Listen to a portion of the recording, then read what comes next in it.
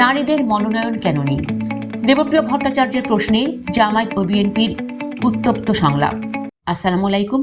ভোটের লড়াই যত ঘনিয়ে আসছে, রাজনৈতিক দলগুলোর প্রতিশ্রুতিও ততই চমকপ্রদ হচ্ছে। আজ রাজধানীর চিন্ময়ী সম্মেলন কেন্দ্রে নাগরিক প্ল্যাটফর্মের এক সংলাপে মুখোমুখি হয়েছিলেন বিএনপি ও জামায়াত নেতারা। কিন্তু আলোচনার কেন্দ্রবিন্দুতে চলে এসেছে ঢাকা 12 আসনের জামায়াত প্রার্থী সাইফুল আলম খান। যখন তাকে প্রশ্ন করা হলো, আপনাদের দলের নারী প্রার্থী কোথায়, তার উত্তরের ধরন দেখে উপস্থিত দর্শক সারিতে রীতিমতো হাসির রোল পড়ে যায়। জামায়াতকে সত্যিই ভবিষ্যতে নারীদের নির্বাচনে আনবে? বিস্তারিত থাকছে প্রতিবেদনে। সংলাপ চলাকালে নাগরিক প্ল্যাটফর্মের আহ্বায়ক ডক্টর দেবপ্রিয় ভট্টাচার্য জামায়াত প্রার্থীর কাছে জানতে চান কেন তাদের দল থেকে কোনো নারীকে মনোনয়ন দেওয়া হয়নি।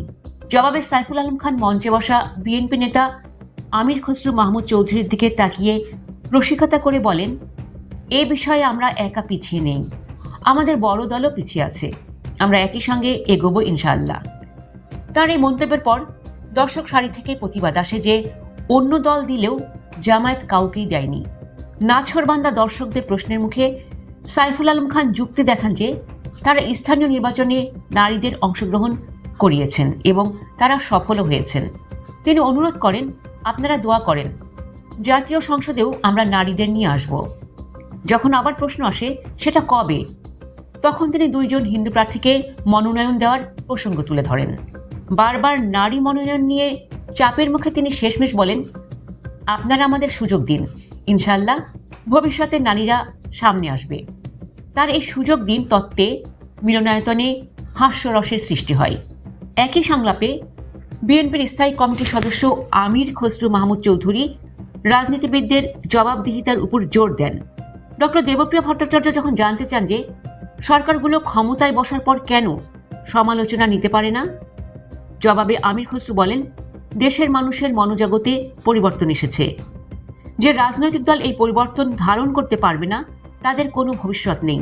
অর্থাৎ নির্বাচন পরবর্তী হানিমুন পিরিয়ড শেষ হলেও যেন সরকার নিবর্তনমূলক না হয় সেই হুঁশিয়ার দেন তিনি। জামায়াত ইসলামের এই নারী প্রার্থী প্রতিশ্রুতিকে আপনি কিভাবে দেখছেন? এটা কি কেবলই নির্বাচনী কৌশল, নাকি জামায়াতের চিন্তাধারায় বড় কোনো পরিবর্তনের আভাস? আপনার মতামত কমেন্টে জানান। 2026 সালের জাতীয় নির্বাচনে প্রতিটি মজার ও গুরুত্বপূর্ণ খবর সবার আগে পেতে আমাদের চ্যানেলটি সাবস্ক্রাইব করে বেল আইকনটি বাজিয়ে দিন। ধন্যবাদ। আল্লাহ হাফেজ।